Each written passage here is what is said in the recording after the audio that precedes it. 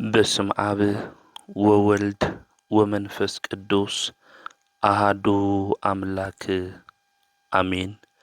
ይትባረክ እግዚአብሔር አምላከ አበዊነ ለዘብጽሐነ እስከ ዛቲ ሰዓት ቅድሚ ኩሉ ልዕሊ ኩሉ ናብዛ ሰዓት እዚኣ ዘብጽሐና ናይ አቦታትና ናይ ቅዱሳን አምላኽ ናትና እውን አምላኽ ቅዱስ እግዚአብሔር ስሙ ዝተኸበረን ዝተመስገነን ይኹን።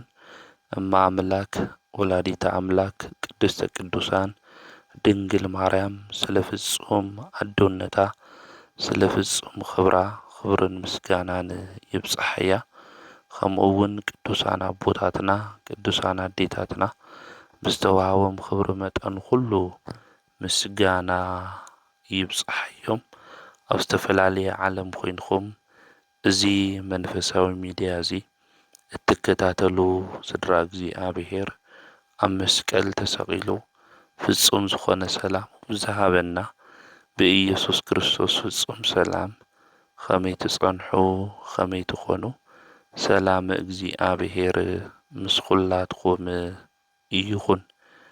እንኳዕ ንቅዱስ በዓለ ወልድ ኢየሱስ ክርስቶስ ወርሓዊ በዓል ብሰላም አብጽሐኩም አብጽሕና።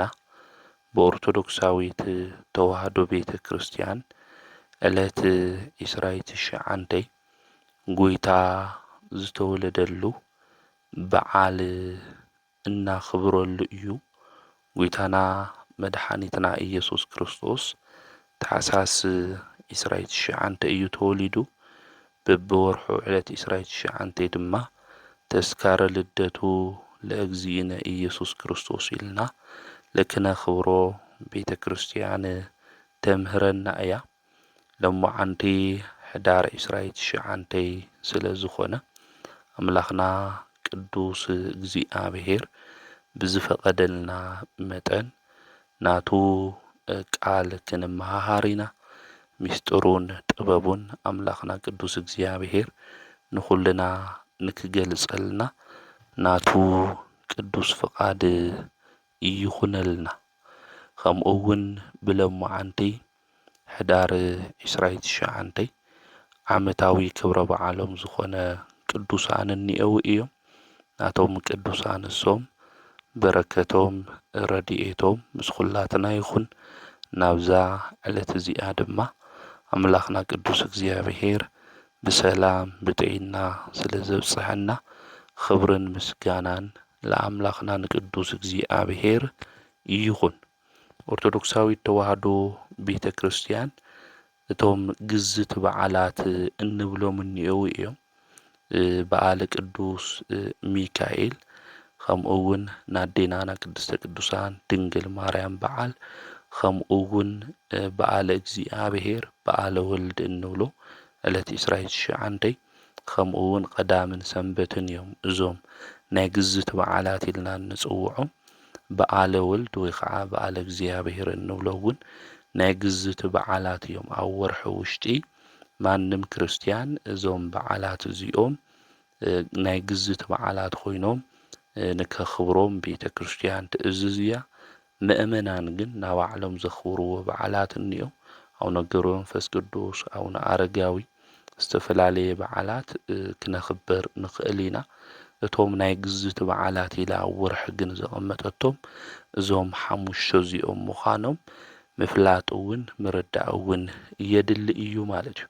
ስለዚ ዕለት 29 ኩሉ ሻዕ እናኽብሮ ናይ ጎይታና መድኃኒትና ኢየሱስ ክርስቶስ ዝተወለደሉ ዕለት ስለ ዝኾነ እዩ። ጎይታ መድኃኒት ኢየሱስ ክርስቶስ ነቢያት አቦታትና ንክውለድ ንክመጽእ ሱባኤ ሒዞም እዮም፣ ጸልዮም እዮም፣ ናብኡ እውን ተማህሊሎም እዮም። እዚ ጾመ ነቢያት እዚ እንጾሞ ዘለና እውን ነዚ እዩ። አቦታትና ነቢያት አምላኽ ክመጽእ እዩ ክውለድ እዩ ክወርድ እዩ ኢሎም ናይ ትንቢት ቃል ተናጊሮም እቲ ዝተናገርዎ ቃል ድማ ንክፍጸም ሱባኤ ኣትዮም እዮም፣ ጾሞም እዮም፣ ጸልዮም እዮም ማለት እዩ። ስለዚ እዚ ጎይታ መድሓኒት እዚ ናይ ፍጥረታት ኩሉ ድማ ናፍቆት ዝኾነ ኣምላኽና ታሕሳስ 29 ተወሊዱ እዩ። ነዚ እውን በብወርሒ ተስካረ ልደቱ ለእግዚእነ ኢልና ናይ ጎይታና መድሓኒትና ኢየሱስ ክርስቶስ እናኽብሮ ማለት እዩ። መጽሓፍ ቅዱስ እውን ክናነብብ እንተለና ኣብ ሉቃስ ወንጌል ምዕራፍ 2 ኣብሳሬ መልአክ ዝኾነ ሊቀ መላእክት ቅዱስ ገብርኤል መጺኡ ሕዚ ኣብ ዳዊት ከተማ መድሓኒት ዝኾነ ንሱ ኢየሱስ ክርስቶስ ከም ዝተወለደ ነቶ ኣብኡ ዝነበሩ ጓሶት ነጊርዎም እዩ። ዓብዪ ብስራት ክነግረኩም እየ ኣይትፍርሑ ንህዝቡ ኩሉ መድሓኒት ዝኾነ ኸዚ ኣብ ዳዊት ከተማ ተወሊዱ እዩ ኢልዎም።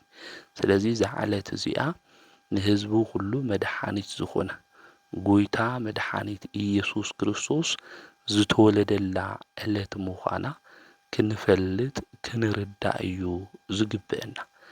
እዛ ዕለት እዚኣ ንጹህ ዝኾነ ንሱ ንዓና ንከንጽህና ዝተገለጸላ ንጽይቲ መዓልቲ እያ። ስለ ዝኾነ ንሕና እውን ኣእዛንና ንጹሃን ክኾኑ ይግባእ። ኣዕንትና ናብ ንጹህ ነገር ክምልከት ይግባእ። ናይ ልብና ስምዒት ክቅደስ ይግባእ። ንግግርና ኣኽብሮት ዝተመልኦ ክኸውን ይግባእ። ስለዚ እዛ ዕለት 29 እዚኣ ክንዝክራ እንተለና ጎይታና ዝተወለደላ ዕለት እያ ክንብል እንተለና ንጹህ ዝኾነ ንጹሃ ባህሪ ዝኾነ ኣምላኽና መድሓኒትና ንሱ ኢየሱስ ክርስቶስ ንዓና ንከንጽህና ካብ ዝወደቕናዮ ነገር ሁሉ ድማ ምእንቲ ከልዕለና ዝተቀደስና ዝነጻና ምእንቲ ክንኾን ዝተገለጸላ መዓልቲ እያ ማለት እዩ። ስለዚ እዛ መዓልቲ እዚኣ ክንዝክራ እንተለና ንሕና እውን ኣእዛንና ንጹህ ክኾኑ ይግብኦም። ኸዚ ኣእዛንና ንጹህ ዶ ይኾን ወገናተይ? ኣእዛንና ዝሰምዕዎ ዘለዉ ነገራት እንታይ እዮም? ብኣእዛንና ናይ እግዚኣብሔር ቃል ዲና ንሰምዕ ለለና? እዝንና ናይ ቅዱሳን ተጋድሎ ገድልኦም ዝሰርሕዎ ስራሕ ዶ ይሰምዕሎ ይኾን? ወይስ እንሰምዖም ወረታት እንታይ እዮም ዝኾኑ? ወረ ንምስማዕ ከፍ ዝብል ሰብ እኮ እኒኦ። ወረታት ዘረባታት ዘይጠቕሙ ነገር እንድሕር ዘይሰምዐ ዝበሳጨው ዝናደድ ሰብ እኮ እኒኦ። ስለዚ ኣእዛንና እንታይ ክኾን ዝግብኦ? ንጹህ እዩ ክኾን ዝግብኦ።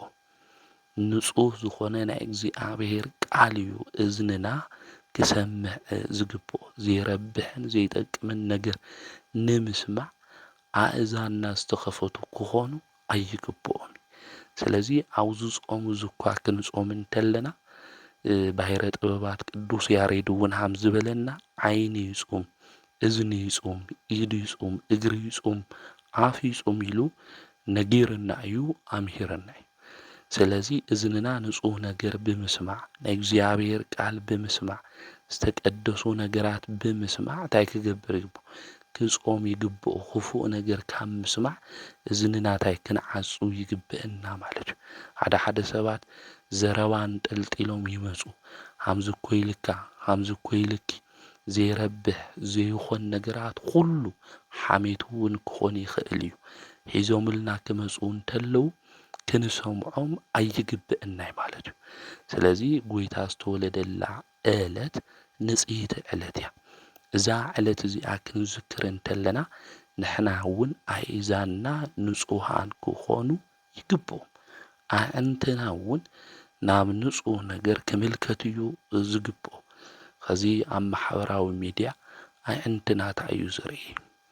ክንርኢ እንተለና ግዜና እናጥፍአሉ ኣብ ዝጠቕመና ኣብ ዝረብሐና ህይወትና ክልውጥ ኣብ ልኽእል መሰረታዊ ኣብ ዝኾነ ጉዳያት ዲና ኣትኺርና ንምልከት ለለና ንርኢ ለለና። ወይ ከዓ ኣብ ዘይጠቕመና ኣብ ዘይረብሐና ናይ ዝሙት ነገር ኣብ ዝኾነ ወረታት ኣብ ዝበዝሑ ባእሲ ኣብ ዝበዝሑ እንታይ እዩ ዝርኢ ዘሎ ዓይንና? ስለዚ ዘይጠቕሙና ነገራት እንድሕር ኮይኖም ዓይንና ኣፍጢጥና ክንምልከቶ ክንሪኦ ኣይግብአና። ዓይንና ክቅደሰሉ ኣብ ዝኽእል ነገር ኢና ክንውዕል ዝግብአና። ዓይንና ብምንታይ ዝቅደስ እንድሕር ኢልና እግዚአብሔር ቃል ብምንባብ ናይ ቅዱሳን ሕይወት ታሪክ ብምንባብ ከምኡውን ቅዱስ ዝኾነ ነገር ብምርኣይና ብምምልካት እዩ። ብዙሕ ግዜ ሰዓትና እናጥፍኦ እኳ ኣብ ዘይረብሐና ነገር እዩ።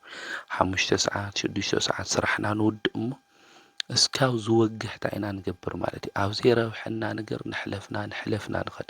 ኣብ ቲክቶክ ክኾን ይኽእል፣ ኣብ ፌስቡክ ክኾን ይኽእል፣ ኣብ ኢንስታግራም ክኾን ይኽእል፣ ኣብ ቴሌግራም ክኾን ይኽእል። ኣብ ዝጠቕሙና መንፈሳዊ ነገር መንፈሳዊ ዕብየት ከነምፅሉ ንኽእል ሰይጣን ክናሸንፈሉ ኣብ ዝኽእል መደብና ሚድያ መብዛሕቲና የንርከብ እዩ ማለት እዩ። ስለዚ ክነስተውዕሎ ዝግብአና እዛ ዓለት እዚኣ ጎይታ ዝተወለደላ ንጽይቲ ዕለት እያ። ንጹሃ ባህሪ ዝኾነ ኣምላኽና ንዓና ከንጽህና ንዓና ድማ ካብቲ ዝወደቕናዮ ከልዕለና ዝተገለጸላ ንጽይቲ ዕለት ብምዃና ኣዕንትና ናብ ንጹህ ነገር ክምልከትና ክርኢ ይግብኦ። ናይ ልብና ስምዒት እውን ክቅደስ እዩ ዝግብኦ። ንግግርና እውን ኣኽብሮት ዝተመልኦ ክኾን ይግባእ። ከዚ ንግግርና እንታይ እዩ ትንዛረብ ተለና መንፈሳውያን ዶ ንመስል ክርስቲያን ዶ ንመስል? ክርስቲያን ማለት እኮ ናይ ክርስቶስ ተኸታሊ ማለት እዩ። ስለዚ ክንናገር እንተለና ኣነጋግራና እንታይ እዩ ዝመስል? ዘረባና እንታይ እዩ ዝመስል? ብጨው ሃም ተቐመመ ንግግርኩም ይኹን እዩ ዝብል መጽሓፍ ከነግረና እንተሎ። ስለዚ ክንናገር እንተለና ኣኽብሮት ዝተመልኦ ድዩ? ሰባት ለይጎድእ ድዩ? ሰባት ለይሰብር ድዩ? ንሕና እኮ ብንግግርና ንብዙሕ ሰብ እኮ ንሰብር እኮ ኢና። ብንግግርና እኮ ሰብ ንጎድእ ኢና ማለት እዩ። ስለዚ ብንግግርና ሰባት ናብ ቅድስና ነገር ልክመጹ ሰባት ናብ ዝጠቅም ነገር ንክመጹ እምበይ ሰባት ኣብቲ ዘለውዎ ተሰቢሮም ንክቐርዩ ክንገብሮም የብልናይ ማለት እዩ። ስለዚ እዛ ጎይታ ዝተወለደላ ዕለት ንጽይቲ ዕለት ስለ ዝኾነት ንግግርና እውን ኣኽብሮት ዝተመልኦ ኮይኑ ናብ ንጽህና መንገዲ ንሰባት ዘምጽእ እምበይ ዘይረብሕ ንግግር እናተናገርና ሞራል ሰብ እንሰብር ክኾን ኣይግብኦይ። እዛ መዓልቲ እዚኣ ጎይታ ዝተወለደላ ናይ ዕርቂ ምሸት እያ። ንሕና ብኃጢአትና ምኽንያት ምስ ኣምላኽና ቅዱስ እግዚአብሔር ከምኡውን ሰማይና ምድሪ ሰብና መላእክቲ ተባኢስና ነርና ኢና። 7 መስተጻረራን እንብሎም ማለት እዩ። ጎይታ ኣብ ዝተወለደላ ዕለት ግን ሰብና መላእክቲ ብሓደ ኮይኖም ስብሃት ለእግዚአብሔር በሰማያት ወሰላም በምድር ስምረቱ ለሰብ ኢሎም ዘሚሮም እዮም ኣመስጊኖም እዮም ማለት እዩ። ስለዚ እዛ ዕለት እዚኣ ናይ ዕርቂ ዕለት እያ። እዛ ዕለት 29 ጎይታ ዝተወለደላ ዕለት ማለት እዩ። ስለዝኾነ ማንም ሰብ ኣብ ልዕሊ ሓዉ ተቖጢዑ ከቕይሞ ይግብኦ እዩ ማለት እዩ። ምስ ማንም ሰብ እውን እንታይ ክንገብር ይግባእ? ክንበኣስ ይግብአና እዩ። ቅዱስ መጽሓፍ እውን ክናገረና እንተሎ ቅድሚ ናብ ቤተ መቅደስ ናብቲ መሰዊኢ ኸይድና መባኣና ቅድሚ ምሃብና ነቲ ዝቐየምናዮ ሓውና ይቅርታ ክንገብረሉ ሃም ልግባእ ቅዱስ መጽሓፍ ይነግረና። ማቴዎስ ወንጌል ምዕራፍ 5 ክናንብብ እንተለና ማለት እዩ። ንሕና ግን ብሂወት ዘመንና እንደሻዕ ሰባት ተቐይምና ንኾን ኣብና ዕርቂ ዘመን ኾይንና ኣምላኽና ቅዱስ እግዚአብሔር በዲልናዮ እናሃለና ነገር ግን ሃማና ሰብ ኾይኑ መጺኡ ንሕና ሰብ ምዃን እምቢ ክንብል እንተለና ንሱ ሰብ ኾይኑ መጺኡ ኣድሒንና ይፈውሰና። ኣብ ናይ ምሕረት ኣብ ናይ ይቅርታ ዘመን ኣብ ዓመተ ምሕረት ኢና ዘለና። ኣብዚ ዘመን እዚ ኾይንና ግን ሰባት እናቕይም ብዙሓት ሰባት ኢና እኒአና። ኣብ ልዕሊ ኣሕዋትና ንቁጣዕ ኣብ ልዕሊ ኣሕዋትና ዘይድሊ ቃል እንናገር ብዙሓት ኢና እኒአና። መጽሓፍ እውን ክናገር እንተሎ ክንናደድ ንኽእል ኢና፣ ክንበሳጨው ንኽእል ኢና፣ ዝኾነ ነገር ክንገብር ንኽእል ኢና። ነገር ግን እቲ ዝቆጣዕናዮ ሰብ እቲ ዘናደድናዮ ሰብ ፀሓይኬ ዓረበት ኸይድና ይቅርታ ክንግበረለይ ክንብሎ ከም ዝግባእ እዩ ዝነግረና። ከዚ ግን መብዛሕቲና ልብና ደንዲኑ እዩ። ናይ ይቅርታ ልቢ መብዛሕቲና ይብልናይ ኣሕዋትና ንብድል ኣሕዋትና ንቕይም። ነገር ግን ናይ ይቅርታ ልቢ ዘይብልና ብትዕቢት ዝተወጠርና ናይ ትሕትና መንፈስ ዘይብልና ብዙሓት ኢና ማለት እዩ። እዛ ጎይታ ዝተወለደላ ዕለት ክንዝክር እንተለና ግን ናይ ዕርቂ ምሸት ስለ ዝኾነት ንሕና እውን ምሕረት እንገብር ይቅርታ እንገብር ትውልዲ ደቂ ኣምላኽ ክርስቶስ ክንኾን እዩ ዝግብአና ማለት እዩ። እዛ ምሸት እዚኣ ንዓለም ኩሉ ሰላም ዝተሰበኸሉ ዕለት እዩ። ንሕና ንፈርሕ ነርና ብሓጢኣትና ምኽንያት ንህውኽ ነርና ካብ እግዚኣብሔር ስለ ዝረሓቕና ውልድነትና እውን ስለ ዝተወሰደ ማለት እዩ። ነዚ እዩ መልኣክ እግዚኣብሔር እውን ክግለጽ እንተሎ ቅዱስ ገብርኤል ነቶም ጓሶት ኣይትፍርሑ ኢልዎም። ዓብዪ ብስራት ንህዝቢ ኩሉ ዝኾነ ዓብዪ ብስራት ክነግረኩም እየ ኢልዎም። ስለዚ ኣብ ውሽጥና ፍርሓት ነይሩ ማለት እዩ። እዚ ፍርሓት እዚ ዝተወገደ ውሽጥና ዝህውኽ ዝነበረ ሰላምና ዘይህበና ዝነበረ ዝተወገደ ብመን እዩ ተልና ብጎይታ ምውላዲ ብጎይታ ልደት ምዃኑ ቅዱስ መጽሓፍ ይነግረና። ስለዚ ማንም ሰብ ክሽበር ክፈርሕ ኣይግብኦይ ማለት እዩ። ብኡ ንኣምን ንሕና ቅዱስ መጽሓፍ እውን ኣውዚያዊ ዮሐንስ ወንጌል ምዕራፍ 14 ቁጽሪ 1 ባባይ እመኑ ባቦይ እመኑ ኣይትፍርሑ ኣይትታወኹ ኢሉ ነጊረና እዩ ጎይታ መድኃኒት ንሱ ኢየሱስ ክርስቶስ። ስለዚ ንዓለም ሁሉ ሰላም ዝተሰበኸሉ ሰላም ድማ ዝተረኸበሉ እዩ ማለት እዩ።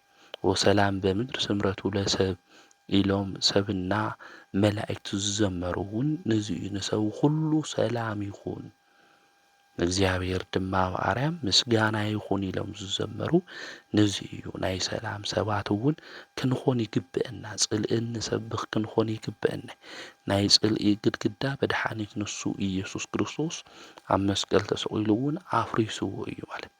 ንሕና ሰላም ናይ ሰላም ሰባት ሰላም እንሰብኽ ብሰላም መንገዲ እንጓዓዝ ክንኾን ይግብአና። ስለዚ ጎይታ ዝተወለደላ ዕለት ንዓለም ሁሉ ሰላም ዝተረኸበሉ ሰላም ዝተሰበኸሉ ስለ ዝኾነ ብማንም ክንፈርሕ ብማንም ክንሽበር ይግብአና።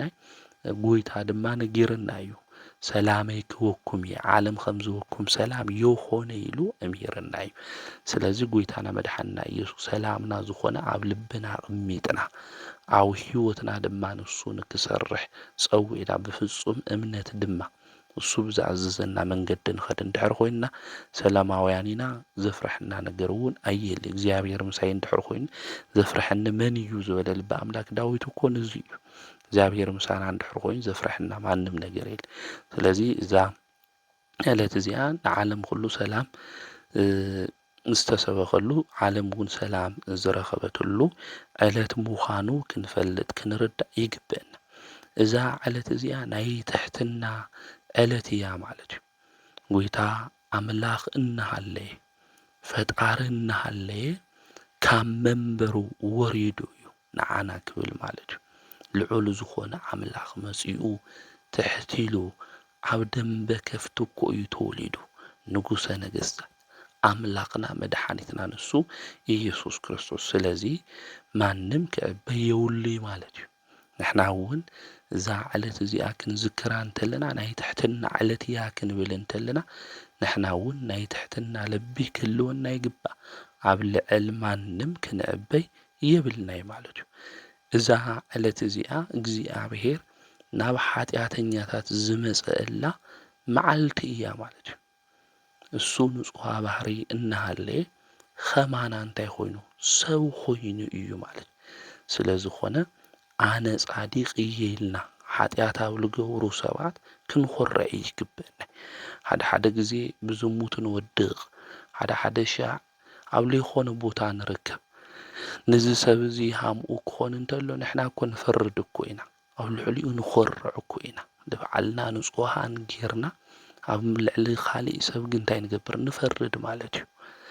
እዛ ዕለት እዚኣ ለሞዓንቲ ዕለት 29 ጎይታ ዝተወለደላ በብወርሕና ክብሮ ታሕሳስ 29 ስለልተወለደ እዩ ጎይታ።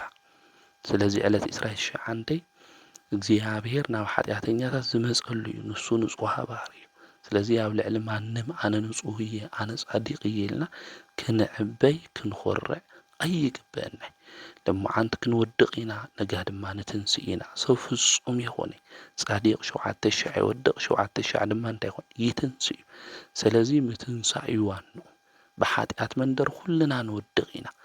ኃጢአትና እግዚኣብሔር ተትገልጾ ነይሩ ኣብ ቅድሚኡ መን ጠጠው ክብል ነይሩ ወገናተይ ዓቕሚ እኮ የብልናይ ምስጢርና ኩሉ እግዚኣብሔር ተተውፅኦ ነይሩ። ሰውነትና እኮ ብጣዕሚ እኮ እዩ ዝሸትት ወገናተይ ረሲሓትና እኮ ብዙሕ እኮ እዩ። ስጋና ኢና ንጹህ ዝመስል እምበይ ነፍስና እኮ ክንደይ ኃጢአት ድያ ተሸኪማ ኣላ። ስለዚ ብዝተወዓል ልቢ ምባል የድሊ ማለት ኩልና ንብድል ኢና ኃጢአትና ድማ ዝሸፈነልና ንሱ ኣምላኽና ጎይታና ኢየሱስ ክርስቶስ እዩ ማለት እዩ። ስለዚ ኣብ ልዕሊ ማንም ኣነ እኮ ጻዲቕ እየ ንስኻ እንታይ ክትገብር መጺኻ ሓደ ሰባት እንዲሁ ኣብ ቤተ ክርስቲያን ትመጽእ ተሎ ዘማዊ ክኾን ይኽእል ኣብ ኃጢአት ለሎ ሰብ ክኾን ይኽእል ንምንታይ መጺኻ ልብሉ ሰባት እንዲሁ ጎይታ እኮ ንኃጢአተኛታት እምበይ ንጻድቃን ይኾነ መጺኡ ማለት ቤተ ክርስቲያን ድማ ናይ ሕክምና ገዛ እያ እምበይ ፍርዲ ቤት ይኾንቲ ማለት እዩ። ዝሕክሙና ኣብኡ ዘለዉ ድማ ሊቀ ካህናት ኢየሱስ ክርስቶስ ዝሾሞም ኣቦታትና ካህናት እዮም ዝሕክሙና ማለት እዩ። ስለዚ ኃጢአት ንገብር ኢና ንብድል ኢና ኩልና ንወድቕ ኢና ኃጢአት ዘይሰርሕ ማንም የለ። ኣነ ኸዚ የምህረኩም ኣለኹ ይናገር ኣለኹ ካብኹም ብላዕሊ ኃጢአተኛ እየ ብዙሕ ይብድል እየ ግን ይትንስእ እየ ላብ ኣምላኸይ ናብ እግዚኣብሔር ይቐርብ እየ ላብ ኣቦታተይ ካህናት ኸይደ ይነግሮም እየ ኣምላኸይ ይቅር በለኒ መሓረኒ ጎይታዬ ኣምላኸይ ወዲ ሕያው እግዚኣብሔር ኣነ ኃጢአተኛ ወድኻ መሓረኒ ይብሎ እየ ብጽድቂ መንገድኻ ምርሓኒ ይብሎ እየ። ስለዚ ኩልና ንወድቕ ኢና ኩልና ንብድል ኢና ምሕረት ዝገብረልና እቲ ሕያዋይ ጓሳና ዝኾነ ኣምላኽና ቅዱስ እግዚኣብሔር። ስለዚ እዛ ዕለት እዚኣ እግዚኣብሔር ናብ ኃጢአተኛታት ዝመጸሉ መዓልቲ ምዃኑ ፈሊጥና ንሕና ኃጢአት ንገብር እንድሕር ሃሊና እውን ናብ ጽድቂ ክንምለስ እቶም ዝወደቑ ኣሕዋትና እውን እግዚኣብሔር ኣምላክ ብምሕረቱ ናብ ጽድቂ መንገዲ ንከምጽኦም ብንስሓ ንክነጽሑ ድማ ክንጽልየሎም ይግብአና ማለት እዩ። እዛ ዕለት እዚኣ በዓል ጸጋ ዝኾነ ኣምላኽ ስለ ንዓና ኢሉ ድኻ ዝኾነላ ዕለት እያ ማለት እዩ። ስለዚ ሃፍታም ሰብ ድኻታት ናብ ገዝኡ ጸዊዑ እንታይ ክገብር ይግብኦ ማለት እዩ ከብልዕ ይግብኦ ማለት እዩ። ለሞዓንቲ ዘይጠየቕናዮ ውህብቶ ዝተቐበልናሉ ዕለት እዩ። ብዙሕ ጸጋ ብዙሕ ውህብቶ ተዋሂቡና እዩ ማለት እዩ። ስለዚ ኢዶም ዘርጊሖም ንዝልሙኑና ሰባት ናይ ርዳእታ ኢድና እንታይ ክንገብረሎም ይግባእ ክንዝርግሐሎም ክንምጽውተሎም ይግባእ ማለት እዩ። እዛ ዕለት እዚኣ ንጸሎትና ናይ ሰማይ በሪ ተኸፊትልና እዩ። ብኃጢአትና ምኽንያት ብበደልና ምኽንያት ሰማይ ተዓጺና ነይሩ እዩ። ስለዚ ንሕና እውን ይቅርታ ንዝሓቱና ሰባት በርና እንታይ ክንገብረሎም ክንኸፍተሎም ይግብአና ማለት እዩ። ስለዚ እዛ ጎይታ ዝተወለደላ ዕለት ቅዱስ ኤፍሬም ክገልጻ እንተሎ ብዚ መንገዲ እዚ እዩ ዝገልጻ ማለት እዩ። ስለዚ ጎይታና ኣምላኽና መድሓኒትና ኢየሱስ ክርስቶስ ዝተወለደላ ዕለት እያ ዕለት 29 ታሕሳስ 29 ብዚ ወርሒ እዚ እዩ ልኾን ኣምላኽና ቅዱስ እግዚኣብሔር ብሰላም ብጥዕና ላብ በዓለ ልደቱ የብጽሕና ብሰፊሑ ድማ ስለ በዓለ ልደት ኣብኡ ክንመሃሃር ኢና ማለት እዩ። ወተወልደ በቤተልሔም በከመ ሰበኩ ነቢያት አድኀነነ ወቤዘወነ ወረሴየነ ሕዝበ ዚአሁ። ውዳሴ ማርያምና እንደግሞ ሊቁ ቅዱስ ኤፍሬም ዝበለ እዩ ማለት እዩ። ኣብ ቤተልሔም ተወሊዶ ሐዋርያት ማን ነው ነቢያት ከም ዝሰበኽዎ ኣድሒንና ተበዥውና ዘድሐነና ዝተበዥወና መን እዩ ንሱ እዩ ማለት እዩ። ነቢያት እውን ኣድሕነና ተበዥወና ኢሎም እዮም ዝናገሩ ነይሩ። ኣብ ቤተልሔም ተወለደ ግን ንዓና እንታይ ጌርና ኣድሒንና ፈዊስና እዩ ማለት እዩ። ነቢያት ከም ዝሰበኽዎ ከም ዝተናገርዎ ማለት እዩ።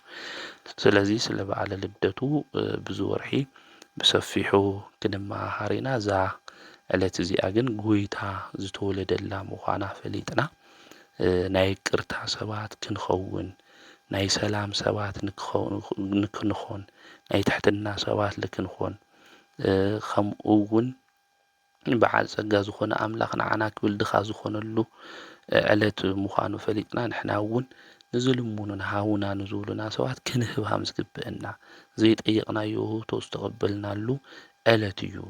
ንጽይቲ ዕለት እያ እዚኣ። ኣዕንትና ንጹህ ክኾን ከምኡ እውን ኣእዛንና ንጹህ ነገር ክሰምዕ እዩ ዝግብኦ ማለት እዩ። ናይ ኣምላኽና ናይ ጎይታና ናይ ኢየሱስ ክርስቶስ ጸጋን በረከትን ምሕረትን ድማ ምስ ኩላትና ይኹን። እሱ ኣምላኽና ቅዱስ እግዚኣብሔር ድማ ንኹላትና ይባርኸና፣ ዓድና እውን ሰላም ይግበረልና። ሎሙዓንቲ ሕዳር 29 መጽሓፈ ስንክሳር ክናነብብ እንተለና ተፍጻሜተ ሰማዕት ቅዱስ ጴጥሮስ በዓለ ዕረፍቱ ምዃኑ መጽሓፈ ስንክሳር ይነግረና።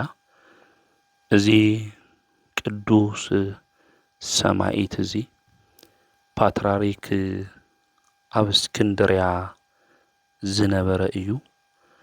ኣቦኡ ኣብ እስክንድርያ ዓዲ ሊቀ ካህናት እዩ ነይሩ። ሽሙ ቴዎድሮስ ይበሃል። ናይ ኣኑኡ ሹም ድማ ሶፍያ ይበሃል። ክልቲኦም እግዚኣብሔር ዝፈርሑ ጻድቃን እዮም። ነገር ግን ውላድ የነበሮም ሓምለ 5 ናይ ቅዱስ ጴጥሮስና ናይ ቅዱስ ጳውሎስ ናይዞም ቅዱሳን ሐዋርያት እዚኦም ዓመታዊ ክብረ በዓሎም እዩ። ስለዚ እዚ በዓል እዚ ንክተኽብር ናይዚ ቅዱስ እዚ ኣዶ ሶፍያ ናብ ቤተ ክርስቲያን ትኸድ። ናብ ቤተ ክርስቲያን ክትኸድ እንተላ ብዙሓት ክርስቲያን ብጣዕሚ ደስ ዝብል ክዳን ተኸዲኖም ምስ ደቆም ናብ ቤተ ክርስቲያን ክመፁ እንተለዉ እያ ተመልኪታ። ንሳ ድማ ውላድ የብላይ ኣብ ዝኸበረ መሰዊኢ ኣንጻር ኾይና ወዲ ንክህባ በብዙሕ ንብዓት ንኣምላኽና ንእግዚኣብሔር ለመነቱ። ብዚ ለይቲ እዚ ቅዱሳን ሐዋርያት ጴጥሮስን ጳውሎስን ተገለጹላ። እነሆ ክብሪ ንዑ ይኹን እሞ እግዚኣብሔር ኣምላክ ዝተባረኸ ቆልዓ ከም ዝህባ ልመናኣ ድማ ከም ዝተቐበለ ስሙ ጴጥሮስ ኢላ ንክትጽውዖ ናብ ሊቀ ጳጳሳት ኣብቲ ግዜ እሱ ዝነበረ ፓትርያርክ ናብ ኣባ ቴዎናስ ንክትኸድ ንክጽልየላ ድማ ኣዘዝዋ። ብሓምለ 5 እያ ናይ ቅዱስ ጴጥሮስና ቅዱስ ጳውሎስ በዓል እናሃለየ ጸልያ ለሚና እግዚኣብሔር ድማ ልመናኣ ሰሚዕዋ እዩ። ነዛ ኣዴና እዚኣ ልመናኣ ከም ዝሰምዓ ኩሉ ዝበኸናሉ ዝነበዕናሉ ጉዳያትና ኩሉ ኣምላኽና ቅዱስ እግዚኣብሔር ጸሎትና ሰሚዑ መልስን ኩላትና ይሃበና። ድሕሪ እዚ ናብ ኣባ ቴዎናስ ኸይዳ ጸለየላ። ድሕሪ እዚ ድማ ጸነሰት። እዚ ቅዱስ እዚ ድማ ተወለደ። ሽሙ ጴጥሮስ ኢላ ድማ ሰየመቱ።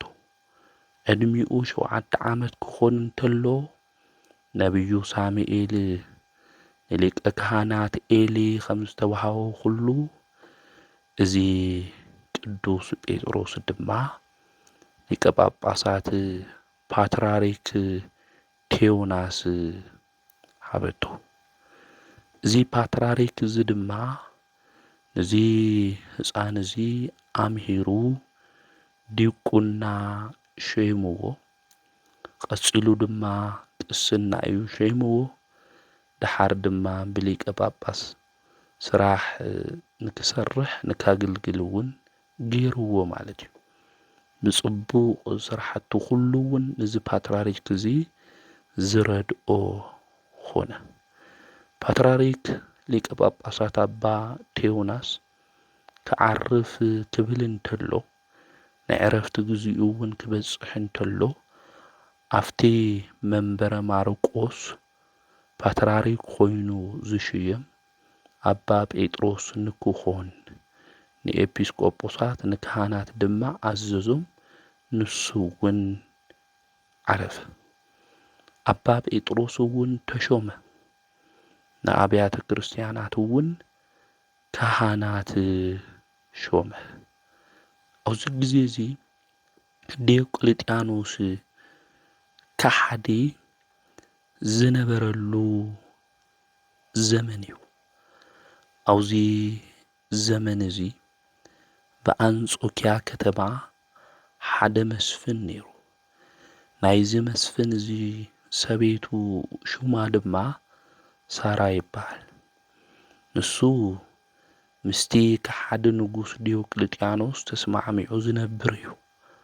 እታ ሰበይቱ ግና ንእግዚኣብሔር ኣምላኻ እታምልኽ ንኣምላኻ ቅዱስ እግዚኣብሔር ትእዛዙ ኩሉ እታኽብር እያ ነይራ። ብሃይማኖታ ዝጸንዐት እያ። ብሓደ እናሃለዉ እውን ክልተ ቆልዑ ወሊዳ እያ። ነገር ግን ኣብ አንጾኪያ ዓዲ ናይ ክርስትና ጥምቀት ክተጥምቆም ንደቃ ይኽኣለት። ስለዚ ናብ እስክንድርያ ክትኸድ ምስ ደቃ ኣብ መርከብ ተሳፈረት። ኣብ ጉዕዞ እናሃለየት ጽኑዕ ዝኾነ ማዕበል ተለዓለ። ደቀይ ናይ ክርስትና ጥምቀት ከይተጠመቁ ድዮም ክሞቱ ኢላ ፈሪሓ ካብ ጡባ ብምላጭ ወይ ከዓ ብላማ ጡባ እንታይ ጌራቶ ማለት እዩ ጠቢሓቶ ደም ድማ ፈሰሳ። ካፍቲ ደማ ንሳ ክርስቲያን ስለ ዝኾነት ኣብ ግንባሮም ብመስቀል ምልክት ቀብአቶም። ብኣብ ብወልድ መንፈስ ቅዱስ ሽም ንክጥመቁ ማለት እዩ። በዚ ግዜ እዚ ማዕበል እዩ ነይሩ። እቲ ማዕበል ጸጥ በለ። ካብ ምስጣም እውን ደሓኑ። ናብ እስክንድርያ ዓዲ ድማ በጽሐት። እቲ ሊቀ ጳጳስ ድማ ኣባ ጴጥሮስ እዩ። ደቃ ንከጥምቐላ ድማ ነገረቶ። ኣብዚ ግዜ እዚ እሺ ኢሉ ማይ ሒዙ ክመጽእ እንተሎ ኣብ ልዕሊቶም ህፃናት እቲ ማይ ከፍስሶ ክብል እንተሎ ረጊኡ ሱቕ በለ። ኣብዚ ግዜ እዚ 3000 ክመላለስ እንተሎ እቲ ማይ ከም ሰምዒ ረጊኡ ሱቕ በለ። ኣብዚ ግዜ እዚ ዝኾነ ነገር ኩሉ ሓለታ። ንሳ ድማ ናይ ባሕሪ ማዕበል ከም ዝተለዓለ ካብ ጡባ ድማ ጠቢሓ ብደማ ናይ ደቃ ግንባር ከም ዝቐብአት ብኣብ ብወልድ መንፈስ ቅዱስ ሽም ንክጥመቁላ ማለት እዩ። እቲ ሊቀ ጳጳሳት ኣባ ጴጥሮስ ብጣዕሚ ኣድኒቁ። ናይ ሓንቲ ቤተ ክርስቲያን ስርዓትና ስራሕ እንታይ ምዃኑ ሓንቲ ጥምቀት ኢና ንብል እግዚኣብሔር እውን ብዝገበረቶ ናይ እምነታ ነገር ኩሉ ደቅዋ ከም ዝተጠመቁ ከም ዝገበረላ ፈሊጡ ተረዲኡ ንእግዚኣብሔር ኣምላኩ ኣመስገነ። እዚ ኣቦዚ ኣመስጊኑ ተፍጻሜተ ሰማዕት ቅዱስ ጴጥሮስ ማለት እዩ። እዚ ኣቦዚ ናይ ኣርዮስ መምህሩ እዩ። ኣርዮስ ካሓዲ እንብሎ እለእስክንድሮስ እንብሎ ኣኪላስ እንብሎም መምህሮም እዩ። እለእስክንድሮስ እንብሎ ብድሕሪኡ ፓትርያርክ ዝነበረ ጉባኤ ኒቅያ እውን ዝመርሐን ኣርዮስ እውን ዝወገዙ እዩ። ኣርዮስ እውን እዚ ከሓዲ ናዩ ደቀ መዝሙር እዩ ነይሩ እና ኣርዮስ ክብሪ ምስጋና ንኣምላኽና ንእግዚኣብሔር ይኹን ለቱ ሰባት ወልዲ ፍጡር እዩ ኢሉ ዝተናገረ እዩ። እዚ ናይ ክሕደት ትምህርቱ እዚ ገና ዲያቆን ሃለየ ሒዙ ዝነበረ ናይ ክሕደት ትምህርቱ እዩ። ነዚ ፓትርያርክ ኣባ ጴጥሮስ ድማ እግዚኣብሔር ተገሊጹ ተራእይዎ ነይሩ እዩ። ክዳኑ ተቐዳዲዱ ተራእይዎ ነይሩ እዩ። ኣምላኸይ ክዳንኻ መን ቀዲድካ ቀዲድዎ ክብሎ እንተሎ ኣርዮስ ካብ ባህሪ ኣቦይ ካብ ባህሪ ሕይወተይ ካብ መንፈስ ቅዱስ ፈልየኒ ኢሉ ተናጊርዎ እዩ። ኣብዚ ግዜ እዚ እውን ብብዙሕ መኺርዎ ገሲጽዎ ቃሉ እውን ክሰምዕ ስለለይከኣለ ኣውጊዝዎ እዩ። ተፍጻሜተ ሰማዕት ቅዱስ ጴጥሮስ ማለት እዩ። ነቶም ደቀ መዛሙርቱ ነቶም ኻሊኣት እውን ንኣኪላስ እውን ንእለስክንድሮስ እውን ጸዊዑ ነዚ ሰብ እዚ ምስኡ ክትተሓባበሩ የብልኹም ኢልዎም እዩ። ምክንያቱ ኣርዮስ ቅዱስ ጴጥሮስ ካብዚ ዓለም እዚ ከም ዝፍለይ ፈሊጡ ከተዓርቁዎ ኢሉ ውግዘቱ ንክልዓል ንክፍታሕ ኢሉ ከም ኣማላዲ ገይሩ ልኢኽዎም ነይሩ እዩ። ንኣኪላስና ንእለስክንድሮስ ውግዘት እዩ ወሲኹሉ ኣብ ልዕሊኡ ምስኡ እውን ክትተሓባበሩ የብልኹም ልብሱ ተቐዲዱ ጎይታይ ኣምላኽ ኢየሱስ ክርስቶስ ርእዮ እየ። ስለዚ ንኣርዮስ ምስኡ ክትተሓባበሩ የብልኹም ናይ ክብሪ በዓል ዋና ክርስቶስ ድማ ንዕኡ ጸላኢኡ ኮይኑ እዩ ኣርዮስ። ስለ ኣኪላስ እውን ትንቢት ተናጊሩ ድሓረ ሊቀ ጳጳስ ክትኾን ኢኻ ንኣርዮስ እውን ክትቕበሎ ኢኻ ቀልጢፍካ ግን ክትሞት ኢኻ ኢሉ ትንቢት ተናጊሩ እዩ እዚ መምህሮም እዚ ማለት እዩ። ኣብቲ ግዜ እሱ ከሓዲ ንጉስ ዝነበረን ክርስቲያን ከምኡ እውን ነቶም ሊቀ ጳጳሳት ብጣዕሚ እዩ ዘጨንቆም ነይሩ። ንቅዱስ ጴጥሮስ እውን ተፍጻሜተ ሰማዕት ማለት እዩ ንጣዖት ንከምልኽ እዩ መልእኽተኛታት ናብኡ ልኢኹ መልእኽተኛታት ክመፁ እንተለዉ ናይቲ ዓዲ ሰባት ፈሊጦም ናይቲ ንጉስ መልእኽተኛ መጺኦም ፓትርያርክና ክሕዙ እንድሕር ኢሎም ንሕና ምስኦም ክንዋጋዕ ኢና ኢሎም። ቅዱስ ጴጥሮስ ድማ እዚ ኩሉ ፈሊጡ ዓብዪ ህውከት ልከ ይኾን ስለቲ ህዝቢ ነብሱ ሕሊፉ ክህብ ድማ ደለየ። ነቲ ህዝቢ እውን ጸዊዑ ብዝቐንዐ ሃይማኖት ንክጸንዑ ኣዚዙ ኣጽናዕኒዑ ኣረጋጊዑ ናብ ገዝኦም ሰዲድዎም። ንኦም ምስ ሰደደ ድማ ነቶም መልእኽተኛታት ዝመጽኡ ኣነ ዝቕመጠላ ቦታ ኣውዚ እዩ። ስለዚ እቲ በሪ ከንኳሕኩሕ እንተለኹ መጺኹም እቲ ንጉስ ዝበለኩም ነገር ሁሉ ፈጹሙ ኢሉ ተናጊርዎም እዩ። ኣብቲ ግዜ እሱ እውን ናብ ኣምላኹ ናብ እግዚኣብሔር ከምዚ ኢሉ ጸልዩ ናብ ክብሪ በዓል ዋና ጎይታና ኢየሱስ ክርስቶስ ናይ ደም ምፍሳስ ንጣዖታት ምምላኽ ናይ መወዳእታ ይኹን ካብዚ ዓለም እዚ እውን ይጥፋእ ኢሉ ጸሊ እዩ። ካብ ሰማይ እውን ኣሜን ይኹን ዝብል ቃል ተሰሚዑ እዩ። ኣብቲ ቦታ ከባቢ ዝነበረት ሓንቲ መንእሰይ ድንግል እውን እዚ ቃል እዚ ሰሚዓ ነቶም ኣብቲ ዓዲ ዘለዉ ምእመናን እውን ክትነግሮም ኸይዳ እያ። እቶም ወታደራት ግን ካብቲ እስር ቤት ኣውፂኦም ከምቲ ንጉስ ዝበሎም ድማ ክሳዱ ብሰይፊ ቆሪጾሞ እዮም። ኣብዚ ግዜ እዚ እቶም ምእመናን ምስ መጽኡ ናይቲ መምህሮም ናይ ቤተ ክርስቲያን መራሒኦም ስጋ ኣልዒሎም ገኒዞም ናብ ቤተ ክርስቲያን ውሽጢ ድማ እትይዎሞ ኣብ ልዕሊ ወንበር እውን እቶም ካህናት ኣቐሚጦሞ እዮም ማለት እዩ። ቅድሚ እዚ ግን ኣብቲ ወንበር ተቐሚጡ የፈልጥ ነይሩ ፓትርያርክ ኮይኑ ማለት እዩ። ንምንታይ እዩ ተባሂሉ ክሕተት እንተሎ ኣነ ናብቲ ወንበር እሱ ክቕመጥ ክኸድ እንተለኹ ናይ እግዚኣብሔር ሓይሊ ኣብቲ ወንበር ተቐሚጡ ይርኢ፣ ስለዚ ኣብቲ ወንበር እሱ ምቕማጥ ዝፈርሕ ኢሉ መሊሱሎም ነይሩ እዩ። ግን ዘቱ ኩሉ ምስ ተኸናወነ እቶም ኣብቲ ግዜ እሱ ዝተመረፁ ሊቀ ጳጳሳት እውን ትስጉኡ ኣብ ቅዱስ ቦታ ኣቐሚጦሞ እዮም። ናዚ ቅዱስ ኣቦዚ ኣብ ወንጌላዊ ማርቆስ ወንበር ኣብ ሽሞቱ 14 ዓመት እዩ ተቐሚጡ ብንጽህና ብቅድስና ኮይኑ ነቲ ህዝቢ እውን እናመኸረ ንኣርዮስ እውን ኣቐዲሙ ኣውጊዝዎ ዝነበረ እዚ ኣቦዚ እዩ። ምስኡ ክትሓባበሩ ሃምለይብሎም እውን ልዕለ እስክንድሮስ ለኣኪላስ እውን ነጊርዎም እዩ ማለት እዩ። ስለዚ እዚ ቅዱስ ኣቦዚ ካብ ስጉኡ እውን ብዙሕ ድንቂ ዝኾነ ተኣምር እውን ተገሊጹ እዩ ማለት እዩ። ብዝቐንዐ ሃይማኖት ንዘይኸዱ ሰባት እውን ገሲጹ እምቢ ንዝበሉ ንኣርዮስ እውን ኣቐዲሙ ከፍቲ ናይ ቅድስና ትምህርቲ ምምሃር ንክወፁ ህዝቢ ከየደናግሩ ዝገበረ ቅዱስ ኣቦ እዩ።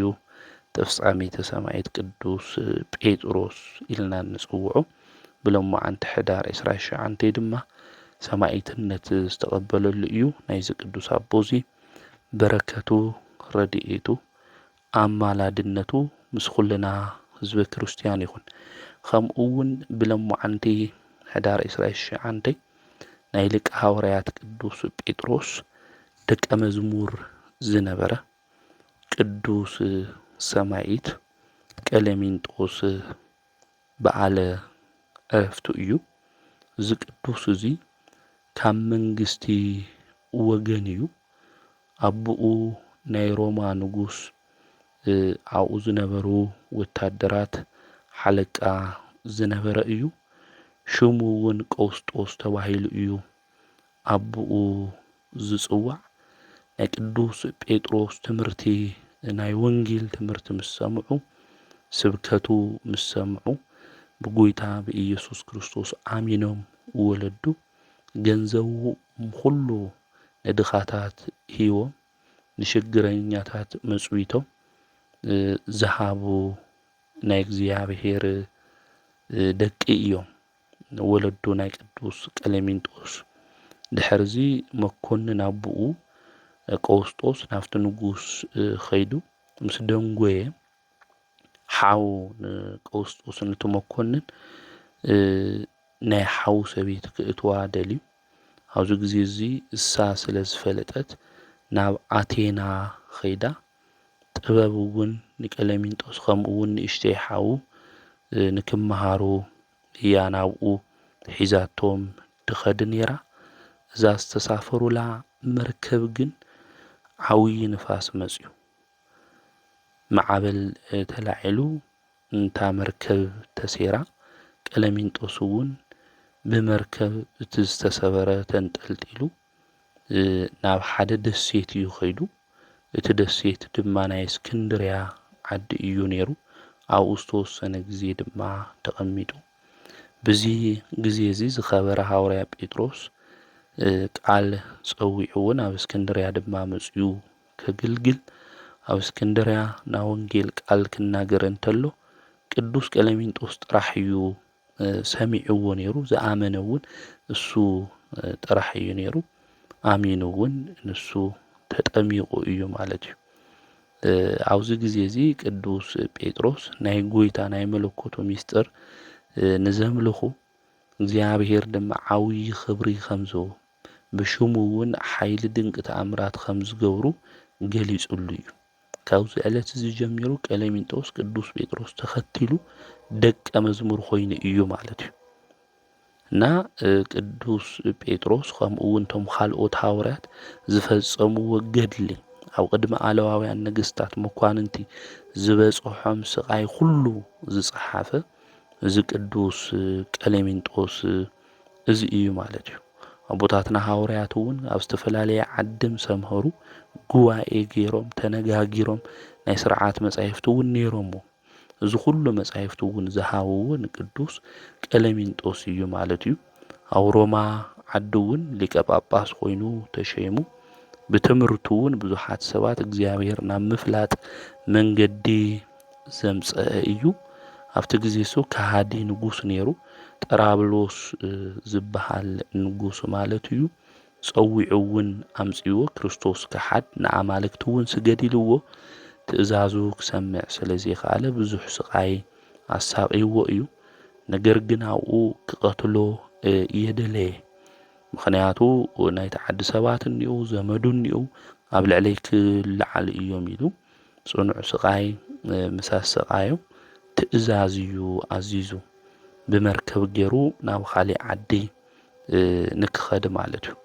ነገር ግን ንሶም ዝገበርዎ ተኣዩ እንድሕር ኢልና ኣብ መርከብ ውሽጢ ኣብቲ እግሪ ከቢድ ዝኾነ ሓፂን እኒአ እዩ። ተሓፂን እሱ ኣብ ክሳዱ ውሽጢ አንጠልጢሎም ናብ ባሕሪ እዮም ደብርዮሞ ማለት እዩ። ነፍሱ ድማ ኣብ ኢድ እግዚኣብሔር ሃበ።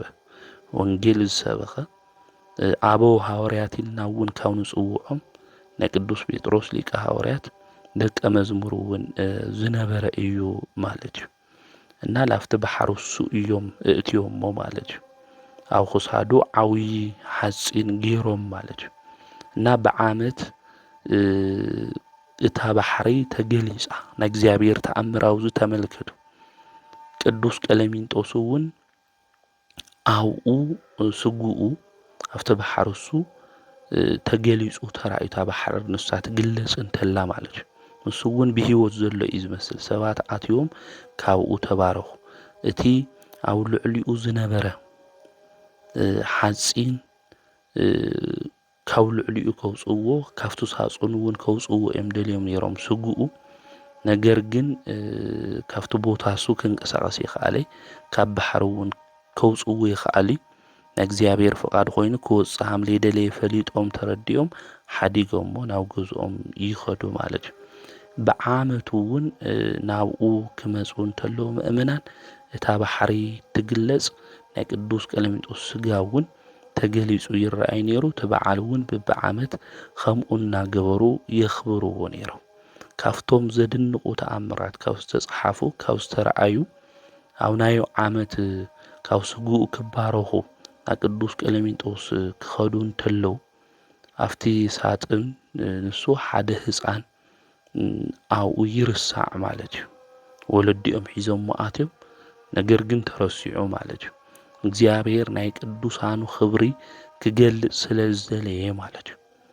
ወለዱ ምስ ወፅኡ ህፃን ተደለይዎ ክርከብ ይኽኣለ ኣብቲ ባሕሪ ውሽጢ ኣራዊት በሊዕዎ እዩ ኢሎም በኽዮም ስራኤተ ማይጠንት ገይሮም ብቁርባን ቅዳሴ እውን ዝኽሩ ገይሮም ማለት እዩ። ዝቕጽል ዓመት ድማ ንክባረኹ ክመፁ እንተለዉ እታ ባሕሪ ክትግለጽ እንተላ እቲ ህፃን ብሂወት ኮይኑ ኣብ ናይ ቅዱስ ቀለሚንጦስ ናይ ስጋ ሳፅን ዝሓዘ ጠጠው ኢሉ ረኣይዎ። ብዚ ግዜ እዚ ብጣዕሚ ድማ ገረሞም ማለት እዩ። ነቲ ህፃን እውን ሓቲቶሞ ከመይ ኢልኻ እስካብ ኸዚ ክትጸንሕ ክኢልካ ናይ ባሕሪ ኣራዊትስ ከመይ ኢሎም የበልዑኻ ኢሎም ሓተትዎ። ንሱ ግን ቅዱስ ቀለሚንጦስ የብልዐኒ ነይሩ እግዚኣብሔር እውን ኣብ ባሕሪ ካብ ዘለዉ ኣራዊት ይሕልወኒ ነይሩ ኢሉ መሊሱሎም። እዚ ዝሰምዑ ድማ ብጣዕሚ ኣድኒቖም ብቅዱሳኑ ስለ ዝኸበረ ደሞም ስለ ስሙ ኢሎም ዘፍሰሱ ሰማዒታት እግዚኣብሔር ከመይ ዝበለ ክብሪ ከም ዝህቦም ክብሮም ድማ ብዚ መንገዲ ዝክግለጽ እንተሎ ብጣዕሚ ደስ ኢልዎም እግዚኣብሔር ኣምላክ እውን ኣመስጊኖም ማለት እዩ። ስለዚ ቅዱስ ቀለሚንጦስ ብዚ መንገዲ እዚ እዩ ብግፍዒ ናብ ባሕሪ እትዮም እዮም ንክሞት ገይሮሞ። እግዚኣብሔር ግን ክብሩ ብዚ መንገዲ እዚ ክግለጽ ገይሩ እዩ። እታ ባሕሪ እናተገለጸ ሰባት እውን እናኣተዉ ንክባረኹ ብቲ ህፃን እሱ ድማ ንሓደ ዓመት ሙሉእ ሕሰብዎ እግዚኣብሔር ተኣምር ኣብኡ ኮይኑ ኣራዊት ከይበልዖ። ዮናስ እኮ 3 መዓልቲ 3 ለይቲ እዩ ኣብ ዓሳ ዓብዪ ዓሳ ዝነበረ። እዚ ግን ኣብ ባሕሪ ሓደ ዓመት ሙሉእ እግዚኣብሔር ክምግቦ ተሎ እግዚኣብሔር ክሕልዎ ተሎ ናይ ቅዱሳኑ ስለናቱ ስም ኢሎም መከራ ዝተቐበሉ ቅዱሳን ሰማዕታት ክብሮም ክገልጽ ተሎ እግዚኣብሔር ብዚ መንገዲ እዚ እዩ ማለት እዩና ናይ እግዚኣብሔር ተኣምሩ ስርሑ ብዙሕ እዩ እሞ ኣምላኽና ቅዱስ እግዚኣብሔር ሽሙ ዝተኸበረን ዝተመስገነን ይኹን። እዚ ቅዱስ ሃዋርያ ቀለሚንጦስ እዚ እውን ጸሎቱ በረከቱ ምስ ኩልና ህዝበ ክርስቲያን ይኹን።